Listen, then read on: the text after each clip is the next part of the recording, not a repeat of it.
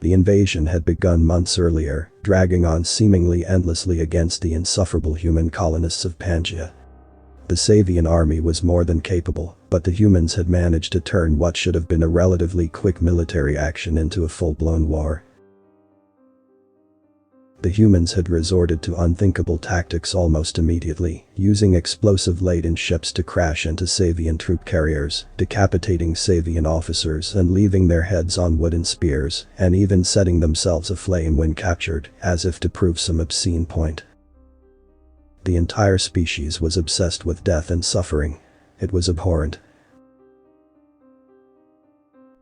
Imperial Legate Thrax scowled from his observation deck, watching more and more dropships race towards Pangaea's surface, replacing the men, his men, that had been killed in the struggle. Too many had already perished, and too many more would almost certainly be consumed. If it were not for the incredible tactical advantage that would be afforded by controlling this planet, he would have cut his losses and simply bombarded the surface until the dirt turned to glass.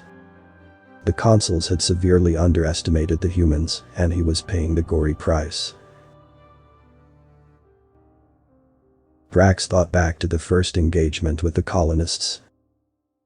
He had decided, unwisely, to accompany his centurions to the surface in order to observe the initial attack. The Savians had struck suddenly, but somehow the humans had been prepared.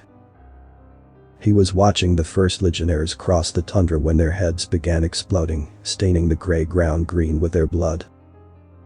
He was immediately swept into an escape pod, barely escaping before the entire unit was eliminated by human marksmen, not even soldiers, but mere farmers guarding their crops, he later found out. It was madness. It was terrifying.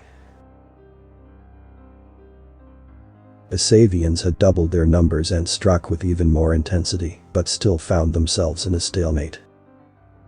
Their estimates of Pangaea's military capabilities soon proved to be inaccurate, every day finding more and more humans taking up arms in retaliation. Thrax had been told by his cultural advisors that this was a concept known as total war, an ancient practice in which an entire human state would dedicate all of its resources to waging war. Thrax strode back and forth across the observation deck, each of his 4 legs aching with fear and doubt. He had never faced such an incredible opponent in his centuries of waging war in the Empire's name. A voice suddenly spoke on the communications channel. "My legate, we have captured a small group of human insurrectionists. They killed 40 of our pilots in a raid on camp, translated Alpha, this morning. Awaiting your orders." Thrax was suddenly fascinated. A captured unit of humans could be analyzed to find a weakness, an advantage that could bring a close to the invasion. "Bring them to the observation deck. Contact the anthropological specialist on board. We're going to learn about human physiology today." A Savian centurion escorted the prisoners into the room. One of them had a faint smirk on his face, an irritating testament to human arrogance. Thrax chose to single him out, make an example to the rest. He took his vibroblade from his side, grabbing the prisoner by the throat and holding him in the air, while pressing the vibroblade against his neck. "Do you have a name, human?" The human spoke softly, almost as if any raise in volume would cost him his throat. "Captain Pyotr Volkov, commanding officer of these captured men." "Captain Volkov, your men assassinated 40 of my pilots, some of the most capable men in the Savian Navy." Was that laughter coming from the prisoners? Volkov had furthered the smirk and twisted his mouth upward completely. Thrax recognized that as a smile, a human expression of triumph. He tightened his grip. "Not capable enough, I'm sorry to say." Thrax threw Volkov to the ground. He struck suddenly, decapitating 2 of the captured men in a single gesture. Thrax drew pleasure out of watching the hope drain from Volkov's eyes. "And why is it you laugh, human? Has the war ruined your mind?" Thrax stalked over to Volkov, each step punctuating his words. He brought him into the air again by his throat. "Why do I laugh? I'll tell you why, you fucking disgusting space centaur. 4 goddamn legs, 2 goddamn arms, 4 goddamn eyes, and not a drop of goddamn sense anywhere in your body. I laugh because you don't know how fucking hopeless the situation you find yourself in is. Your men are so unbelievably fucked 4 ways up shit creek, and you think killing 2 of mine is gonna scare me into thinking otherwise. Let me tell you something, you scum-sucking waste of oxygen, or whatever the hell it is you things breathe. This is the first rock we've called home that wasn't Earth. We touched the fucking sky and made it ours. There is no way we're gonna give this rock up, no matter how many ugly aliens tell us they want it. You and me are playing finders keepers, you dumb bastard, and I play to win. Thrax was enraged. This primitive, this thing dared speak to him in such a tone, spitting arrogance in his face. You miserable organism. Your misplaced pride has only won you corpses and ashes. Your rock will be completely eradicated before I let your infection spread across the galaxy. There is no game, there is only death before you. Can you withstand the might of the Savian Empire? Can your men and women stand against our might? Tell me again, how brave do you feel? Volkov looked at him with undisguised hate glittering in his eyes, a sharp turnaround from the earlier smirk. Maybe you're right. Maybe you have better guns than we do. Maybe your lasers and whatever can beat us. But your fatal flaw isn't that.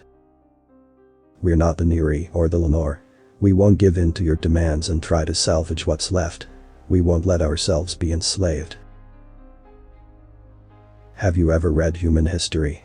All we do is kill. Humans kill each other for other humans, for land, food, everything. Some humans even kill because they're bored. We beat each other to death, stab, shoot, burn, drown, you name it. You've seen what we did to your brass. And it's only going to get worse. If you think the heads on the pikes are bad, wait till you start finding the survivors. Do you know what surgery feels like without anesthetic? It's unimaginable. Humans even have a word for that. Inhumane. We're not supposed to treat anything like that.